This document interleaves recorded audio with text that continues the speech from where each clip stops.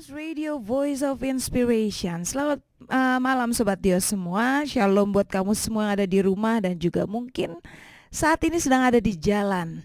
Ya, buat kamu yang dalam perjalanan pulang, isi cuma berpesan hati-hati di jalan.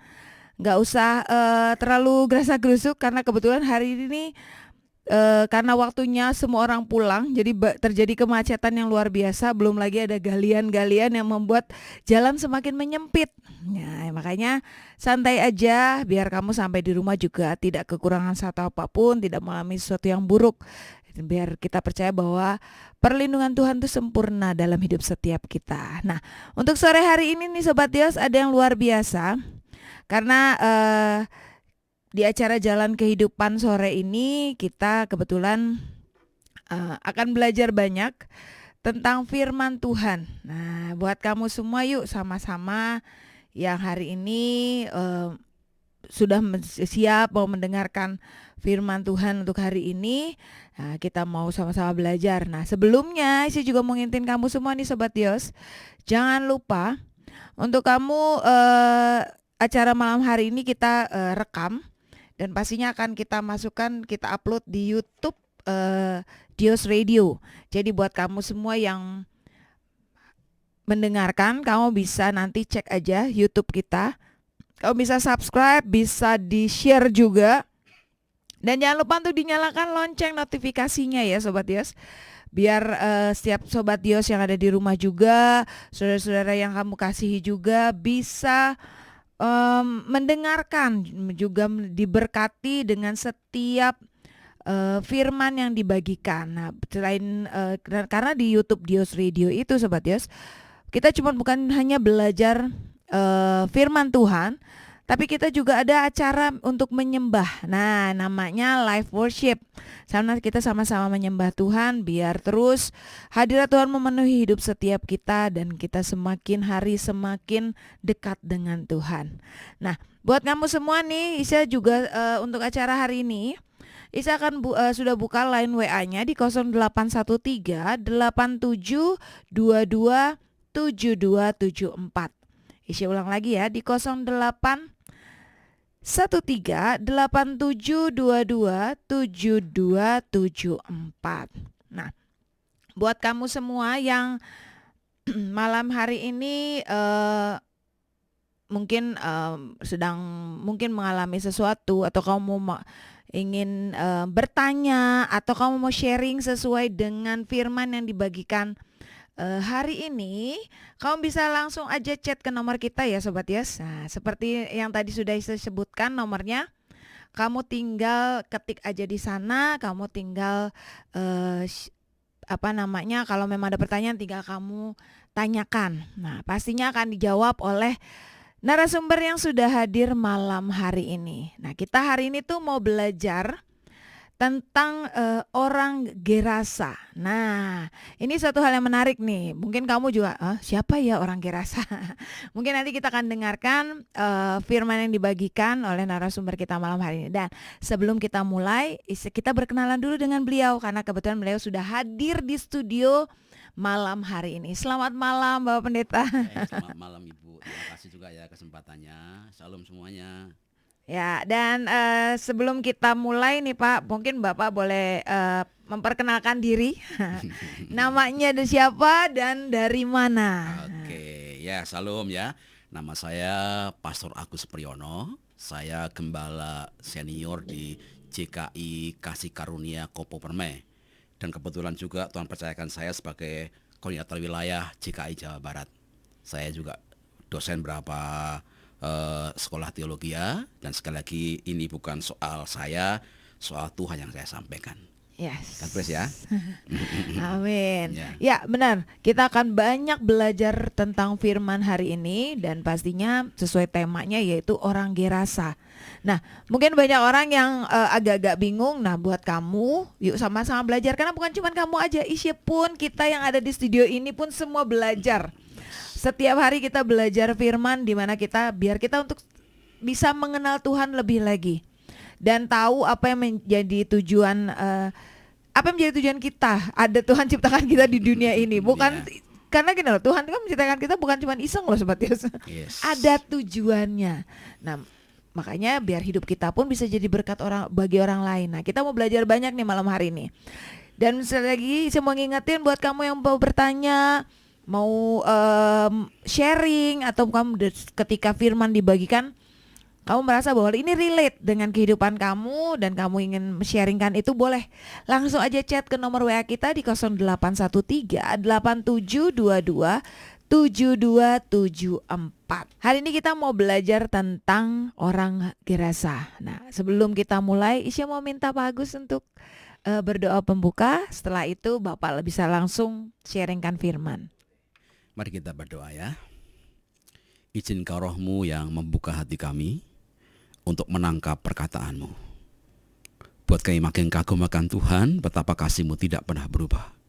Kami orang-orang berdosa dikasih Tuhan, dan kami meresponi kebaikan Tuhan. Sekarang sampaikan yang Kau mau, dan kami siap diberkati. Pakai hamba-Mu, pakai Radio Dios, pakai kami menangkap isi hati-Mu. Kami siap diberkati dan mengucap syukur dalam satu nama, Yesus Kristus Tuhan. Haleluya. Amin. Amin. Saudara, salam ya buat kita sekalian. Sekali lagi terima kasih kesempatannya. Saya bersyukur bisa ketemu Bapak Ibu meskipun lewat radio. Dan doa saya sampai ke hati Bapak Ibu dan kemudian lebih sungguh-sungguh mengasihi Tuhan. Bapak Ibu, mari kita baca Alkitab kita dari Injil Lukas pasal 8 ayat 26 sampai 39, tapi saya akan potong ayat 26 sampai 30 saja. Judulnya adalah Orang Gerasa. Injil Lukas pasal 8 ayat 26 sampai ayat 30. Saya baca buat tiap kita. Lalu mendaratlah Yesus dan murid-muridnya ke tanah Gerasa yang terletak di seberang Galilea. Setelah Yesus naik ke darat, datanglah seorang laki-laki dari kota itu menemui dia. Orang itu dirasuki oleh setan-setan dan sudah lama tidak berpakaian dan tidak tinggal dalam rumah tetapi dalam perkuburan. 28. Ketika ia melihat Yesus, berteriaklah, lalu tersungkur di hadapannya dan berkata dengan suara keras, "Apa urusanmu dengan aku, hei Yesus, anak Allah yang maha tinggi? Aku mohon kepadamu supaya engkau jangan menyiksa aku." Ayat 29. Ia berkata demikian sebab Yesus memerintahkan roh jahat itu keluar dari orang itu, karena sering roh itu menyeret-nyeret dia. Maka untuk menjaganya, dia dirantai dan dibelenggu, tetapi ia memutuskan segala pengikat itu, dan ia dihalau oleh setan itu ke tempat-tempat yang sunyi. Ayat 30. Dan Yesus berkata kepadanya, "Siapakah namamu?" Jawabnya, "Legion," karena ia kerasukan banyak setan. Saudara Tuhan kasihi, ini menarik buat kita. Kenapa? Karena ketika Injil Sinoptis menceritakan hal yang sama. Baik itu Lukas, baik itu juga Markus dan Injil Matius. Ini berarti ada satu perhatian yang penting. Sehingga ketiga Injil menyebutkan peristiwa ini. Kalau kita lihat konteksnya dari mulai pasal 8 ayat 1, Yesus mengajar ke banyak kota. Dia bercerita tentang kerajaan Allah. Lalu kemudian dia naik perahu dan diguncang-gancingkan perahu itu oleh angin ribut. Dan dia menghentikan dengan kuasanya. Dan berhentilah angin itu. Tapi yang menarik sekali lagi, saat gelombang pasang itu selesai, Yesus gak kembali ke Yerusalem. Dia justru mampir ke daerah Gerasa. Saudara, buat saya pertanyaan besar, kenapa Yesus ke sana? Kenapa gak ke Yerusalem? Gak ke Nazaret atau ke Yudea, tapi ke Gerasa. Dan saat dia naik ke daratan Gerasa itu, yang dijumpai adalah seorang yang kerasukan setan. Alkitab mencatat dengan sangat lugas orang itu kerasukan setan begitu lama. Dia gak berpakaian, kemudian dia suka nyiksa diri, memukul-mukul dengan batu, dan gak ada seorang pun yang dapat menguasai. Dirantai apapun lepas. Dan orang itu tinggal di tempat-tempat sunyi. Yesus datang di Gerasa itu. Yang luar biasa orang itu tahu. Itulah Yesus. Dan orang itu tersungkur, berkata, apa urusanmu hai anak Allah, jangan siksa aku. Rupanya setan juga tahu sekasihi, Yesus itu Tuhan, dan minta jangan disiksa. Lalu kemudian setan itu berkata, waktunya belum tiba, kalau boleh biar setan itu diusir dari orang itu dan masuk ke babi-babi. Saudara, Yesus berkata kepada orang itu, siapa yang masukimu? Dia berkata legion. Saudara, legion itu dari kata legion, yang artinya pasukan tentara besar. 1.000 sampai 3.000 orang. Ini maksudnya luar biasa Bapak Ibu. Lalu kemudian Yesus mengizinkan dan kita mencatat orang itu sembuh. Saudara, ketika saya renungkan bagian ini, ketika saya persiapan, ada 2 pertanyaan muncul dalam benak saya. Dan saya berdoa, Bapak Ibu setuju. Pertama adalah, kenapa orang ini bisa kerasukan legion? Sekali lagi legion dari kata legion yang berarti 1.000 sampai 3.000. Ini bukan jumlah yang sedikit, jumlah banyak.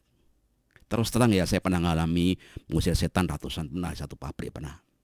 Tapi yang jumlahnya 1.000 sampai 3.000 belum pernah. Itu capek pasti dan lelah. Nah, kita mencatat gak ada yang bisa menguasai orang itu. Dirantai pun lepas. Sampai orang pun akhirnya membiarkan orang itu tinggal di kubur-kuburan, di tempat-tempat sunyi. Sekali lagi saya mau tanya, kenapa orang itu bisa kerasukan legion?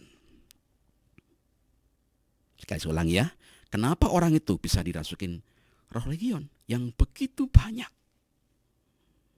Saudara, poin pertama saya menyebutkan 3 hal. Kenapa orang bisa kerasukan roh legion?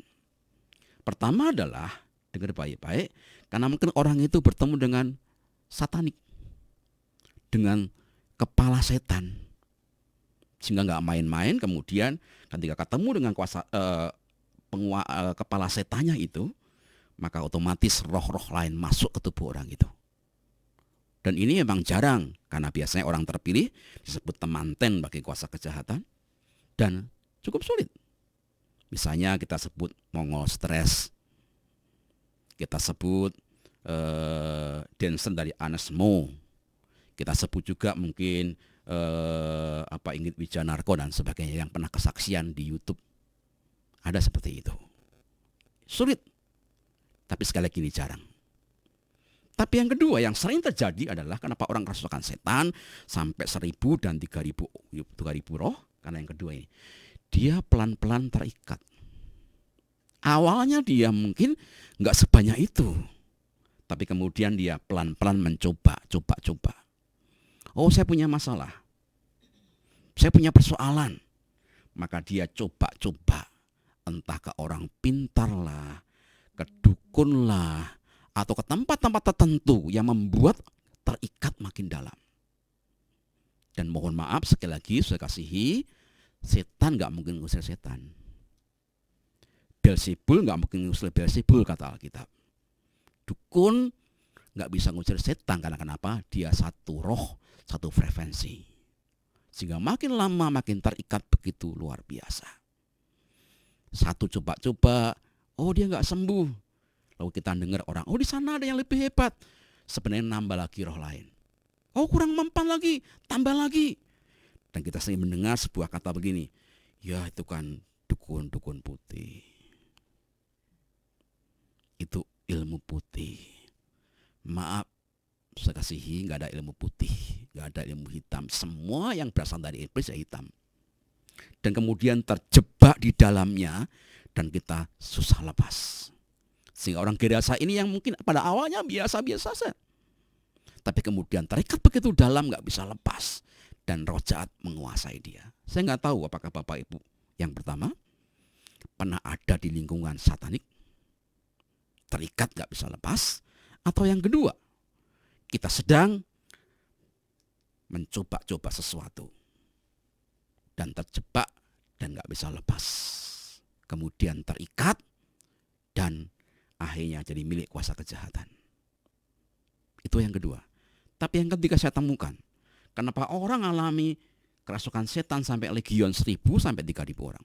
Ini nggak main-main. rantai pun putus.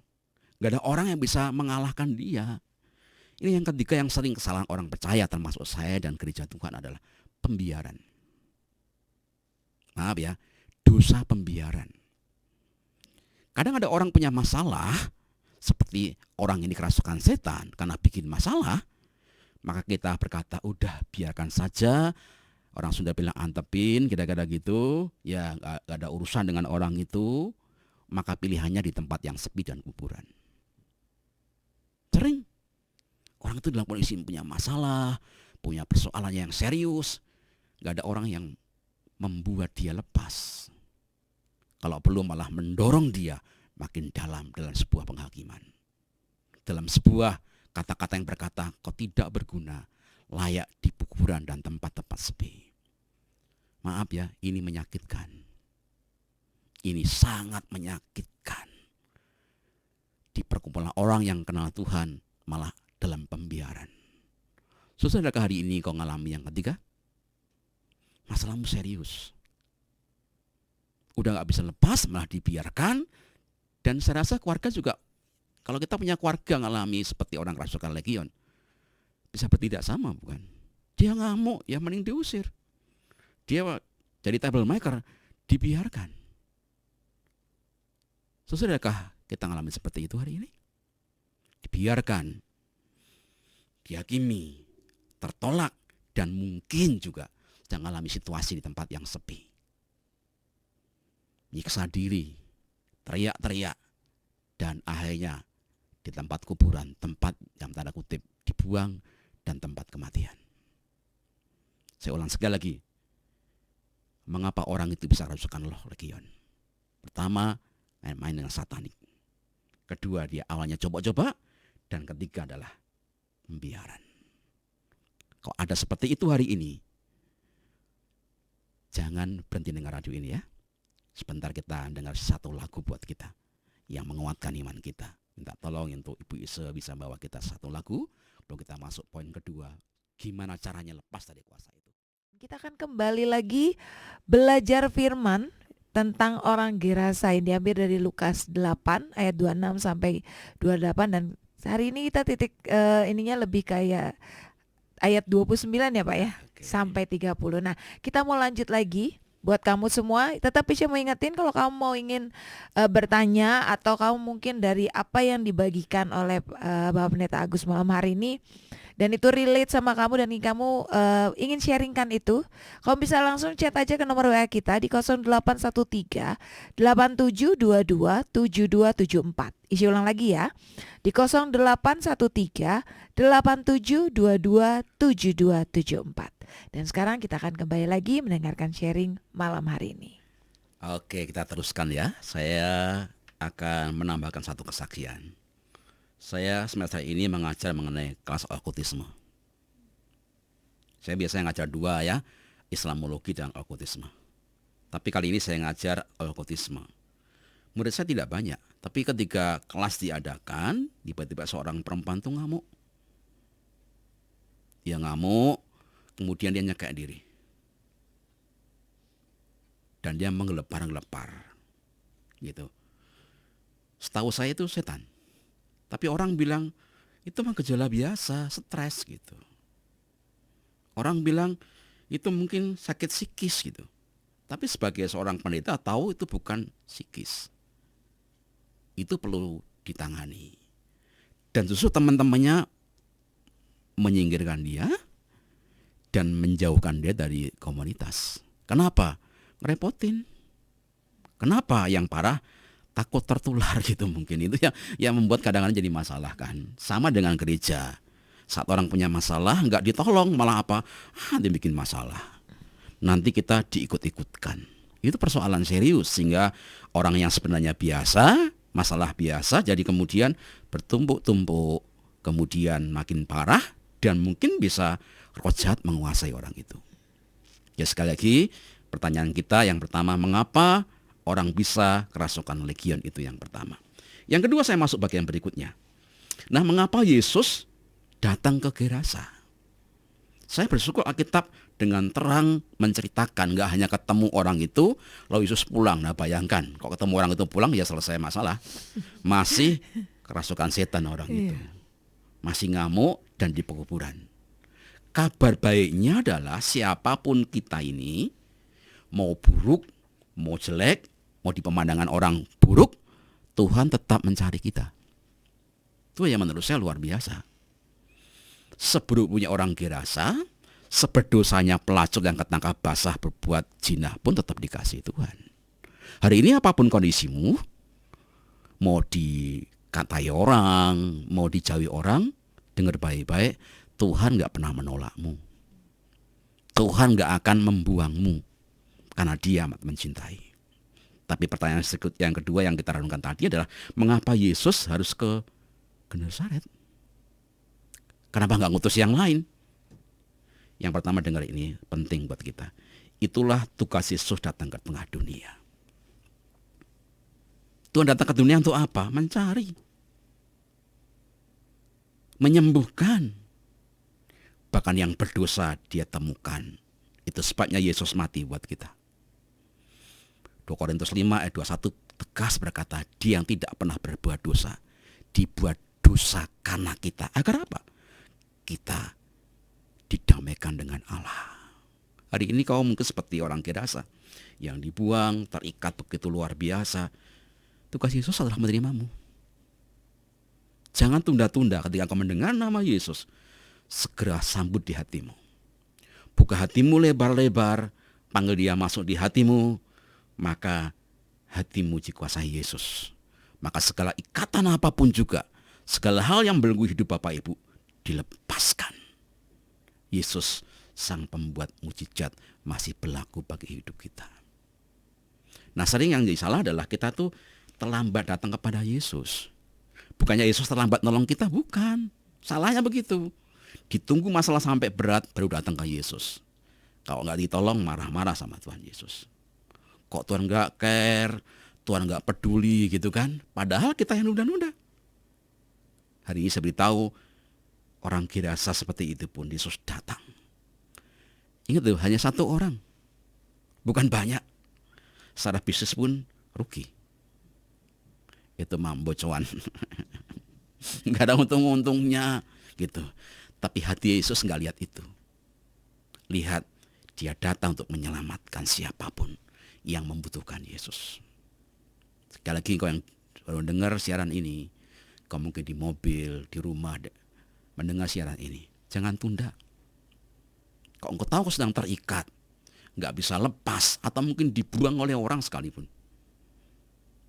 datang. Tuhan mengasihi hati yang remuk, yang hancur Dia kasihi. Maka air mata kita pun ditampung di kirbatnya. Kurang apa? Tadi saya cerita sama Ibu Ise, anak saya yang pertama baru sakit. Satu kalimat yang muncul dalam mulut saya adalah, saya mau gantikan kamu. Nah, itu saat dia panas tinggi, menggigil, saya bilang di samping dia, kalau bisa papa gantikan buat kamu. Walaupun jujur ngomong itu juga berurai air mata. Ada hati yang hancur, ada hati yang remuk. Tapi itulah kasih seorang bapak. Apalagi Yesus, Dia datang untuk mencarimu. Izinkan kau merespon dengan mengulurkan tangan, berkata, Yesus, aku percaya kepadamu. Aku perlu Engkau. Maka hari ini ikatanmu lepas. Hari ini belenggemu lepas. Dan kau dengar ya, seharga darah Yesus. Dia rela mati bagimu agar engkau berharga di matanya. Jadi sekali lagi, pertama-tama, mengapa Yesus datang ke Genesaret, Gerasa, karena Dia itu tugas Yesus untuk kita, mengasihi orang yang berdosa. Dan kedua, mengapa Yesus harus datang ke Genesaret? Ini yang kedua yang perlu kita pahami. Karena hanya Yesus yang mampu melepaskan. Legion itu besar, kata Bu Yesa tadi. Pasukan besar sekali. Dan gak mungkin orang biasa melepaskan setan seperti itu. Berinya pernah ditegur sama Yesus, jenis ini hanya dapat dikalahkan dengan doa puasa. Itu kalau satu, ini 1.000 sampai 3.000. Itu besar sekali kuasanya. Itu Itu sebabnya kenapa Yesus datang ke Genesaret. Karena hanya Yesus yang mampu. Yesus yang sanggup. Saudara, hari ini sekali lagi ukuran manusia kita nggak mampu. Nggak bisa. Mungkin berkata, aduh Tuhan hopeless, saya udah angkat tangan. Dengar ya, Tuhan itu pembuat mujizat. Yang orang nggak bisa, dia kerjakan buat kita. Yang orang angkat tangan buat kita, dia turun tangan menolong kita. Kok saya ngomong ini ingat satu kesaksian ya, saya alami sendiri ketika istri saya divonis sakit kanker. Itu tidak mudah. Kadang orang anak percaya datang ke rumah pun nggak menguatkan, malah bilang ini gara-gara dosa. Bayangin tuh digituin kan makin stres kan. Yang paling parah kedua adalah begini. Ini kutuk dari Tuhan. Wah, luar biasa. Dan dikatakan dosa, kutuk dari Tuhan. Dan yang ketiga ceritanya lebih ngeri lagi. Teman saya sakit itu mati, bayangin tuh. Itu makin tertekan gitu. Makin luar biasa. Sering kan kita dengar kata orang begitu, nggak ada bisa nolong kamu. Udahlah kamu mah. Sudah, kamu teh siapa? Itu dosa kamu. Itu pelanggaran kamu gitu. Sayangnya justru banyak anak Tuhan juga berlaku seperti itu, bukan? Visitasi, besok nggak menguatkan, malah menjerumuskan, makin sakit, makin terpuruk, dan nggak bisa bangkit lagi. Tapi itulah tugas Yesus yang kedua, hanya Dia yang bisa mengerjakan.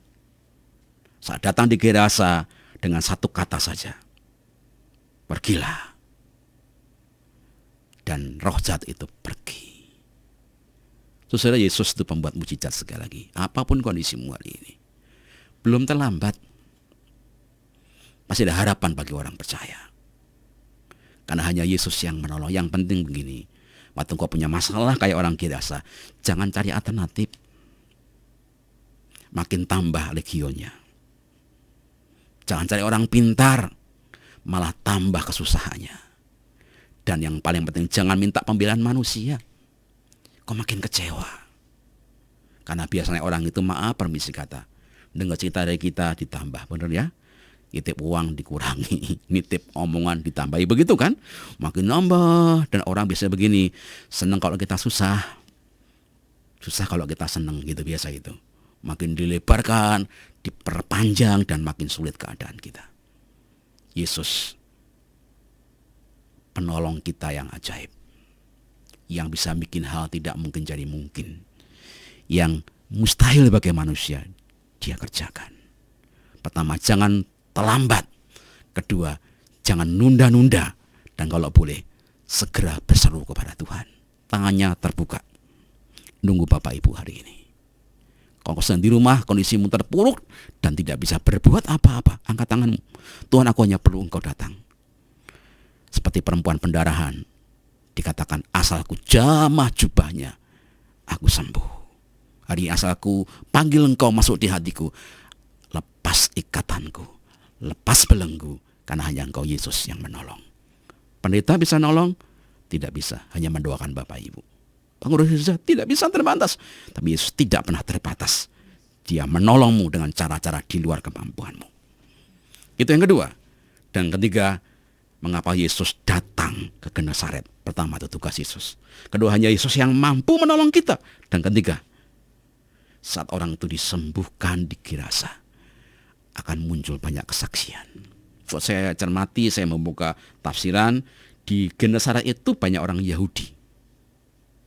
Ini adalah tempat banyak orang Yahudi. Artinya apa? Banyak orang gak percaya yang menolak Yesus di sana. Yesus masuk untuk apa? Bikin mujizat. Pada akhirnya apa? Kalau Anda temukan di Alkitab kita, di 3 Injil Sinoptik itu akan menemukan orang itu menjadi kesaksian. Dikenal orang yang kerasukan setan, yang suka ngamuk, yang gak pakai baju di tempat sepi disembuhkan. Saudara, saat Tuhan ingin kita punya masalah, dan punya maksud, punya tujuan. Tadi Ibu sembuhkan dengan bagus sekali, hidup kita penuh punya tujuan.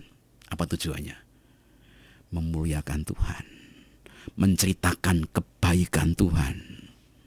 Seorang disembuhkan Tuhan, bisa menyaksikan kebaikan Tuhan. Siapa yang menyembuhkanmu? Yesus orang Nazaret. Siapa melepaskanmu? Satu pribadi yang datang dari jauh untuk melepaskan. hal sama hidup kita ketika punya masalah, tantangan, pergumulan, siapa sama Bapak Ibu? Hanya Yesus. Maka banyak muncul kesaksian yang dahsyat. Saya teruskan kesaksian saya ketika istri saya sakit. Dia dapat ayat yang meneguhkan sekali. Tidak salah, Injil Yohanes pasal 11. Dikatakan begini, penyakit itu tidak mematikan, tapi membuat nama Tuhan dimuliakan. Itu satu kesaksian yang dahsyat. Saat dia dengar itu, dia perkatakan, dan banyak orang diteguhkan. Hari ini apapun kondisimu, dimanapun Anda berada, sekali lagi, di balik masalah itu ada mujizat. Di balik persoalan ada pintu untuk anugerah. Dan di balik terpuruk sekalipun Allah mengangkatmu tinggi-tinggi. Ayub, kita ngerti persis siapakah dia. Kita catat gini, dia orang saleh di muka bumi. Tapi dia punya masalah, punya persoalan serius. Ayub 42 ayat ke-5. Dulu dari kata orang aku mendengar tentang engkau, tetapi mataku sendiri melihat engkau Allah yang dahsyat. Hari ini apapun kondisimu, saya mau berdoa. Jangan menyerah. Jangan tunda-tunda. Hampiri Tuhan, mujizat dekat di hidupmu. Asal kau percaya, asal kau yakin, pintu anugerah terbuka bagimu. Siap saya doakan? Nah, ketika nanti kita berdoa, imani, sebutkan masalahmu, apa ikatanmu, apa belenggumu, dan mulai berkata, aku dilepaskan, aku dibebaskan, dan aku rindu hidup ini. Banyak kesaksian muncul bersama dengan Tuhan. Sebelum kita berdoa, satu lagu buat kita, nanti kita mau berdoa untuk firman Tuhan. Oke Sobat Dios semua, kita kembali lagi di acara Jalan Kehidupan malam hari ini. Dan sebelum kita lanjutin lagi, buat kamu yang mau ada pertanyaan, wah kebetulan ada pertanyaan Pak.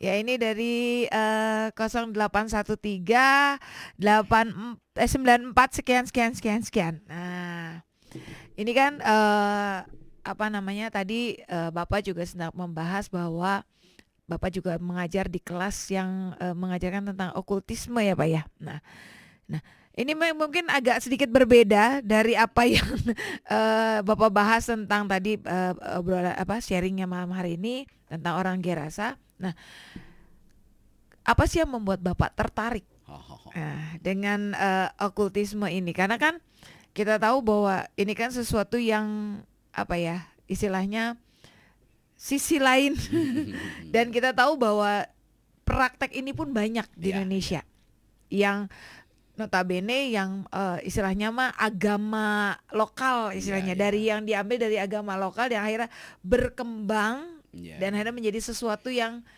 negatif, yang jelek. Nah, apa sih yang bikin Bapak tertarik? Nah, ini menarik loh Sobat Dios. Nah buat kamu nih sebelum Bapak menjawabnya, buat kamu semua nih Sobat Dios yang malam hari ini juga lagi mendengarkan, mungkin kamu juga ada pertanyaan, bisa kamu langsung chat aja di 0813 8722 7274. Oke, 0813 8722 7274. Oke, saya kasih waktu dan tempatnya untuk Bapak menjawab. Pertanyaan susah nih ya. Saya coba jawab ya. Memang keluarga saya keluarga yang tidak kenal Tuhan. Dan kalau Anda pernah baca satu buku namanya Babat Tanah Jawa, saya adalah keturunan Ki Ageng Mangir Monoboyo. Wah. Jadi memang itu penguasa Jawa. Iya. Dia punya besi kuning dan sebagainya lah, kira-kira begitu. Saya memang tumbuh di keluarga seperti itu dan kebetulan kakak saya semua berkecimpung di okultisme.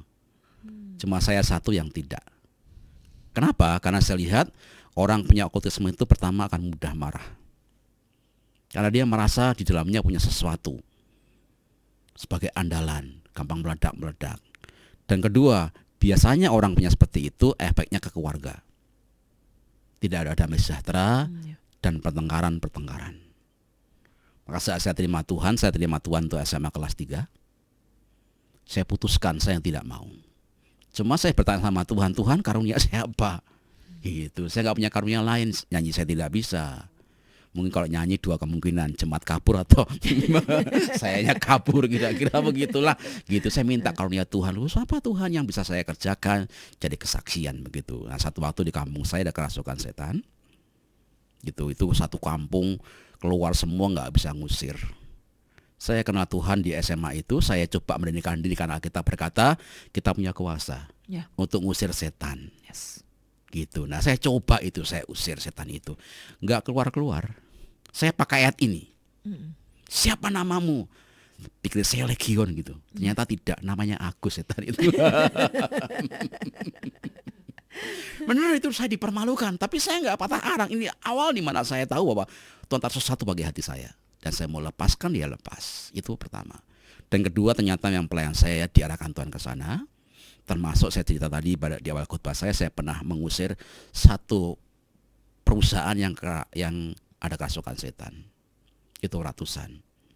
Dan saya mencoba melangkah, saya yakin bahwa Tuhan naruh kuasa di hati saya. Saya coba, saya usir dan ternyata lepas. Dari situ saya belajar bahwa Tuhan taruh saya karunia untuk itu. Saya konsen dan kerinduan saya cuma satu, memenangkan keluarga saya bagi Kristus. Itu kerinduan saya. Dan saya bersyukur sebagian besar ayah saya kenal Tuhan, diusi menjelang kematiannya, dan banyak juga yang diberkati dan kemudian kenal Tuhan. Gitu kira-kira. Memang ini bukan karunia khusus, karena nggak ada karunia usir setan, tidak ada. Tapi saya yakin bahwa Tuhan taruh di hati saya untuk lakukan perkara-perkara itu. Kira-kira seperti itu. Ya, itu dia Sobat Yos ya. Buat kamu yang tadi bertanya, sudah ditanyakan ya, apa yang membuat akhirnya Bapak menjadi tertarik tentang okultisme ini. Nah, ini ada masuk lagi Pak. Wah, luar biasa ya. Jangan banyak-banyak nih, nggak pulang-pulang nih. Nah, ini Pak, dia ini dari 083829 sekian. Ya. Nah, dia tidak menyebutkan namanya, nggak apa-apa. Ya, nggak apa-apa. Ya, nah ini dia cuma bertanya gini, bagaimana cara membedakan atau ciri-ciri orang yang kerasukan setan tanpa orang tersebut sadar kalau dia dirasuki? Nah gitu. Mohon bantuannya Pak. God bless you all. Memang kadang orang susah membedakan ini sakit psikis sama dia kerasukan setan. Ya biasanya kalau orang kerasukan setan itu ya nggak sadar sama sekali. Gitu, dia melakukan sesuatu di luar kemampuan dia, bisa dia lebih kuat dibanding waktu dia sehat. Gitu. Dan kedua yang paling kelihatan adalah lihat matanya. Kalau orang kerasukan setan itu Anda lihat matanya, dia pasti akan merem. Kenapa? Karena kita sedang berhadapan satu kuasa, dan kita punya kuasa lebih dari orang itu. Nah, usir aja dalam nama Tuhan Yesus gitu. Kalau orang yang kena psikis, punya masalah gitu, biasanya kan dia melotot, ya tambah melotot kira-kira begitu ya. Kira-kira kalau setan dia nggak mau natap kita, biasanya dia akan merem. Karena kenapa? Seperti maaf ya, anjing. Kalau Anda pernah ngusir anjing dengan cara apa? Pelototi matanya. Maka anjing itu akan kembali tunduk dan nggak menyerang kita. Itu kuasai matanya, sama dengan kuasa setan. Ketika orang itu terkuasai setan, pandang matanya, sebut nama Yesus, pasti lepas. Gitu ya, kira-kira seperti itu ya. Jadi doa saya boleh praktekkan di rumah masing-masing. Pasti seperti itu biasanya. Ini kebiasaan ya. Ya, meskipun saya nggak tahu setan sekarang modern, saya nggak tahu, tapi biasanya seperti itu, kira-kira seperti tapi itu. Memang ini mah juga sharing sedikit ya Iya, Pak. boleh bisa. Karena kebetulan di keluarga saya tuh istilahnya, karena saya dari orang Ambon, jadi ada istilah dari orang Ambon itu adalah mata terang. Gitu. Dan dia ini dalam keluarga itu sering sekali kemasukan gitu. Sekali dia kemasukan, mungkin, dan dia pun nyebutinnya itu, dia bilang saya banyak, dia bilang gitu. Dan itu ini buat kamu yang tadi juga bertanya tentang ciri-ciri ya. Karena kebetulan ini hitungannya kalau bisa dibilang sih sepertinya tingkatannya Om di keluarga saya. Nah, dia kerasukan, dan itu yang pegang dia adalah orang-orang yang biasa bodybuilding, badan besar-besar. Dan tidak bisa ditahan. Dia melayang Pak. Gitu, dia melayang, dan tidak ada satupun yang kuat nahan dia karena saking banyaknya. Karena waktu ditanya dia bilang saya banyak, kata dia gitu. Nah, saya nggak tahu berapa banyak di dalam dia. Karena dia bilang saya banyak, dan saya berada dia asalnya dari satu tempat, kata dia gitu. Nah, mungkin itu juga salah satu ciri-cirinya ya Pak ya. Iya. Memang cirinya. Saya punya pengalaman di Cirebon tuh, waktu di gereja itu ya, baru firman gitu, tiba-tiba anak itu bisa merayap kayak Spiderman. Ya, di tengah ibadah dia bisa merayap Spiderman gitu. Luar biasa. Nah, itu bukan psikis pasti. Dan kedua, kerasa sekali kehadiran kuasa itu. Membedakannya gimana? Kita kerasa peka, kira-kira seperti itu. Ini sakit karena maaf, stres, depresi, atau karena kuasa kejahatan. Tahu itu sebenarnya. Ya, makanya butuh tiap hari berdoa agar kita peka. Ini kehadiran siapa? Kira-kira itu penting buat kita. Kira-kira seperti itu ya. Sehingga kita bisa memahami dengan benar. Saya beri contoh ya. Kalau orang pernah ke dukun, pernah kerasukan setan tapi belum dilepaskan, itu frekuensinya sama. Radio Dios ini kan FM kan ya. Iya. Dimanapun berada FM bisa nangkap. Sama dengan setan, kuasa kegelapan. Dimanapun kita berada frekuensinya itu nyambung. Mau di sini, di Ambon, dimanapun nyambung. Ya, satu waktu ada seorang anak muda itu, dia suka main jalan kepang, atau jalan kepang apa itu ya, kuda lumping. Nah, dia dengar gamelan kuda lumping itu saja di kamar langsung kerasukan setan. Itu kan frekuensi. Makanya penting saya bilang tadi, jangan nunda-nunda. Segera terima Tuhan. Maka ikatan itu akan segera dilepaskan. Kita kenal keris. Tahu ya, keris itu ada wadah, ada kerisnya. Nah, setan tuh bikin kita kayak wadahnya. Gitu, dan gak bisa pisah itu. Gitu, maka dimanapun berada akan dikejar. Jadi malam ini siapapun Anda yang hadir di room ini, di radio ini, segera putuskan. Jangan nunda-nunda. Yang rugi dua. Karena kenapa? Karaktermu buruk. Gampang meledak-ledak, gampang marah, gampang emosi, gampang gelut. Tapi yang kedua ini, yang rugi keluargamu. Karena kenapa? Nggak ada kasih Kristus. Tengkar terus, saling baku hantam, anak orang tua dengan anak bermusuhan. Karena bukan dia yang berkuasa, tapi kuasa kejahatan. Yesus sang damai itu menguasai hati kita, sehingga bisa menerima apapun kondisi keluarga kita, saling menerima dan mengampuni. Itu kira-kira. Oh iya, nih ada lagi Pak. Ini dari saya. Oh, dari saya.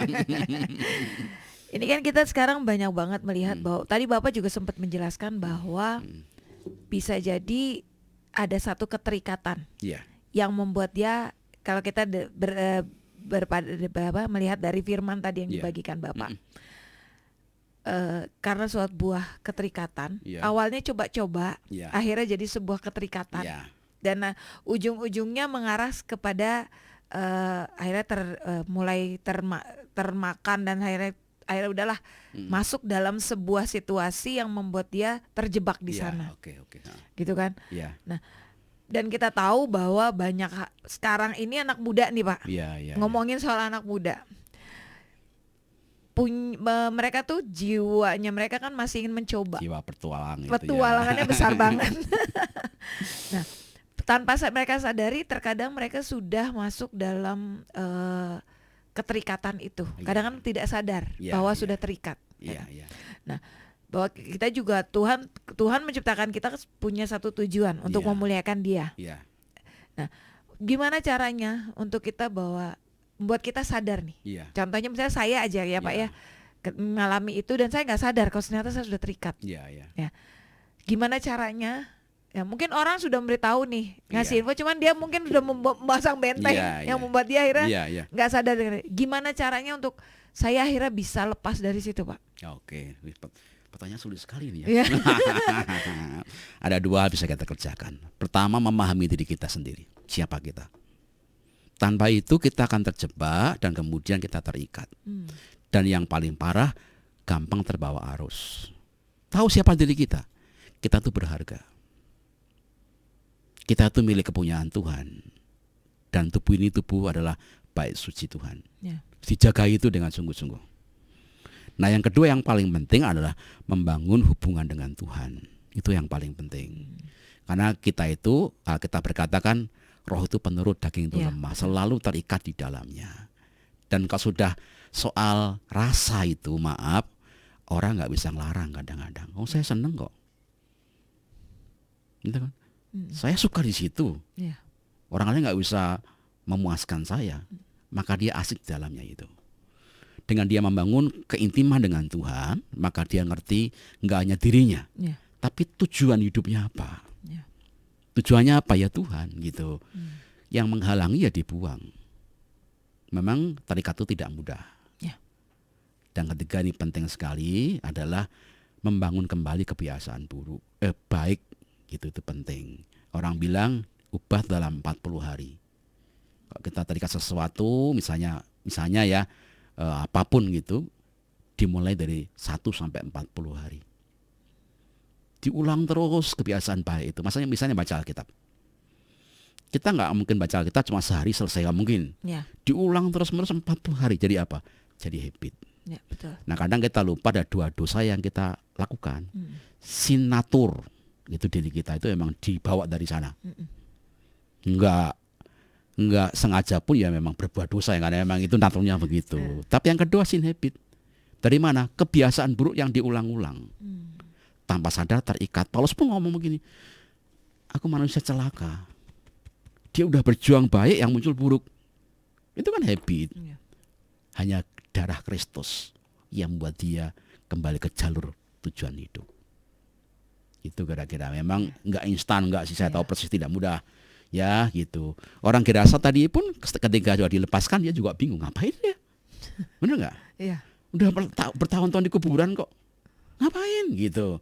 Nah mungkin dia butuh komunitas. Nah itu situ mungkinnya itu dibangun, dikuatkan, biar ngerti tujuan gitu. Nah kalau dibiarkan sendiri ya jatuh lagi ke lubang yang sama kan, sama dengan kita. Nggak bisa iman sendiri, nggak mungkin.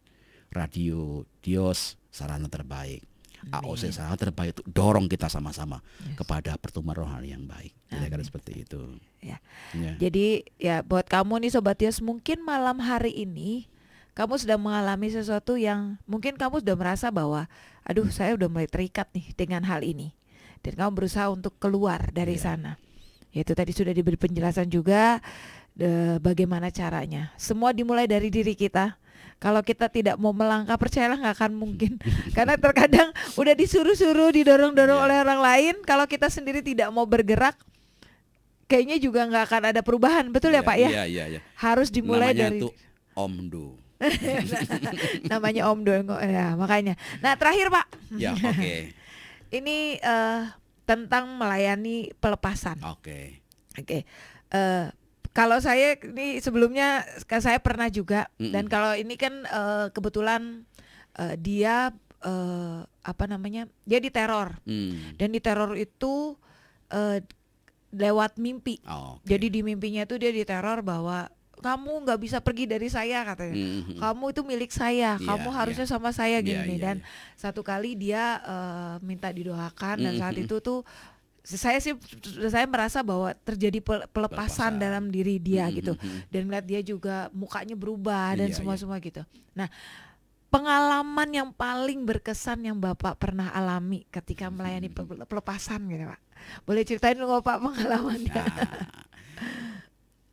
Yang paling berkesan, satu anak muda, dia masuk ibadah di doa Pentakosta. Tiba-tiba dia ngamuk di gereja, ngamuk, semua dibanting semua, gitu. Dan saya baru tahu ternyata anak muda itu punya sesuatu di tubuhnya, dari mulai rambut sampai kaki. Jadi waktu kita pelepasan itu benar-benar rambut dipencetin sampai kaki dipencetin. Itu luar biasa. Dan waktu dia lepas itu sampai malam, sampai pagi, dia berkata begini, awas ya, aku membalas kamu. Jadi Bapak Ibu yang bergerak di dunia okultisme, hati-hati. Kenapa? Karena kita ada di medan pertempuran. Nggak pakai kekuatan kita tidak bisa. Butuh tim doa yang solid. Kitab Efesus 6 berkata, pakai perlengkapan senjata Allah tiap hari.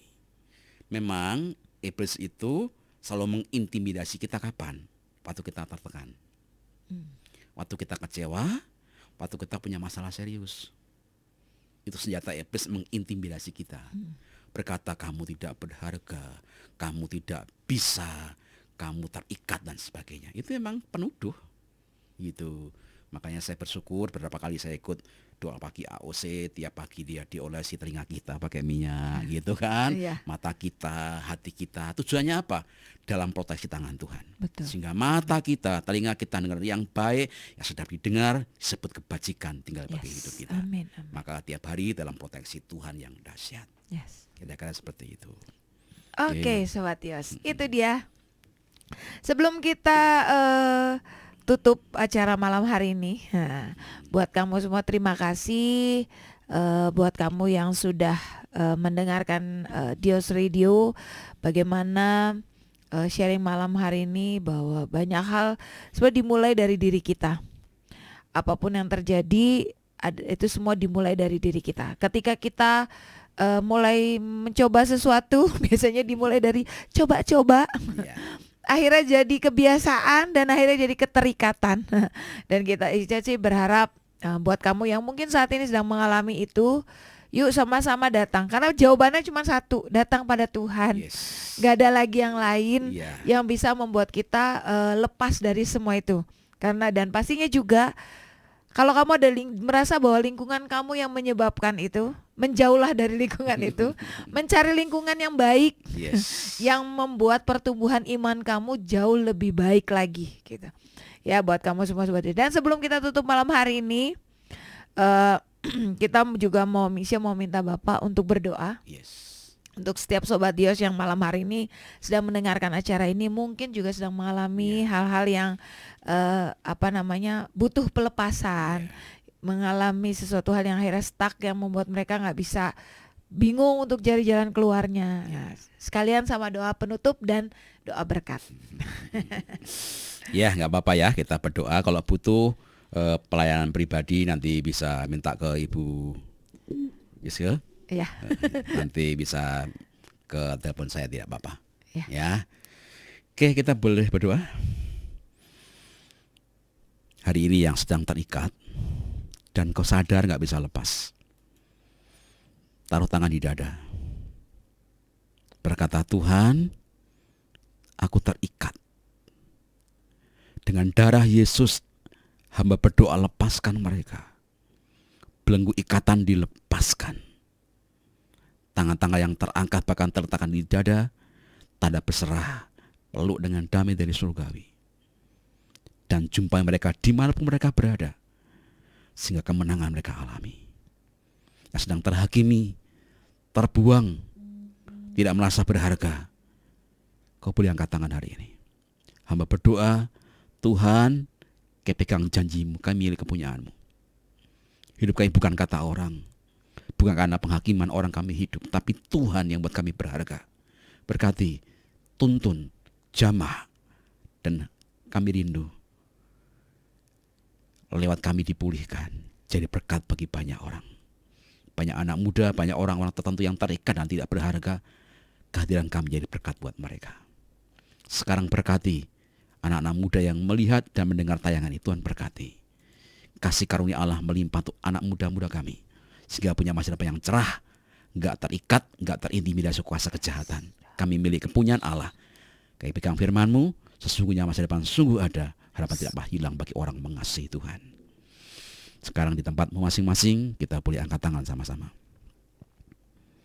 Setelah kau mendengar siaran ini, mendengar firman Allah, sekarang pulanglah ke aktivitasmu, ke pekerjaan dan rumah tanggamu. Ingat satu hal, kau tidak pernah sendiri.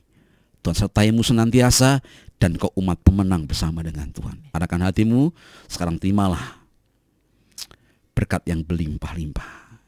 Promosi berlaku bagi hidupmu. Kau kepala bukan ekor. Dan hidup adalah otoritas Allah. Diberkati rumah tanggamu, diberkati pekerjaan, keuanganmu, dan masa depanmu. Sekarang terimalah berkat Allah Bapa bagimu. Cinta Tuhan tidak pernah berubah bagi hidupmu, dan pekerjaan kuduslah hidupmu hari ini sampai selama-lamanya. Diberkati bersama, katakan amin. Amin. Berkati kita. God bless. Terima kasih Pak buat sharing yang luar biasa malam hari ini, juga pengalaman Bapak malam hari ini. Biar kita percaya bahwa apa yang di-sharingkan, firman yang dibagikan, dan juga pengalaman hidup Bapak bisa menjadi berkat untuk setiap sobat Dios yang malam hari ini mendengarkan. Dan buat kamu yang mungkin masih mau bertanya, mungkin butuh juga untuk didoakan, nanti bisa langsung chat aja ya ke nomor WA Dios Radio. Nanti dari Dios Radio nanti kita akan sambungkan ke nomor Pak Agus ya. Jadi biar lebih enak, jadi nggak ini. Jadi ke nomor WA kita di 0813 87 22 7274. Terima kasih Pak Agus buat malam hari ini. Terima kasih buat sharing yang sudah dibagikan. Biar terus pelayanan Bapak diberkati Amin. Tuhan. Amin. Amin. Dan hidup Bapak terus jadi berkat dimanapun Amin, Bapak amin, berada. amin. Terima kasih buat kamu juga Sobat Dios yang malam hari ini sudah mendengarkan acara Jalan Kehidupan malam hari ini. Dan sebelum kita tutup, Isi juga mau ngingetin kamu jangan lupa untuk bergabung bersama kita setiap pagi jam 5 pagi. Ada doa bagi bangsa.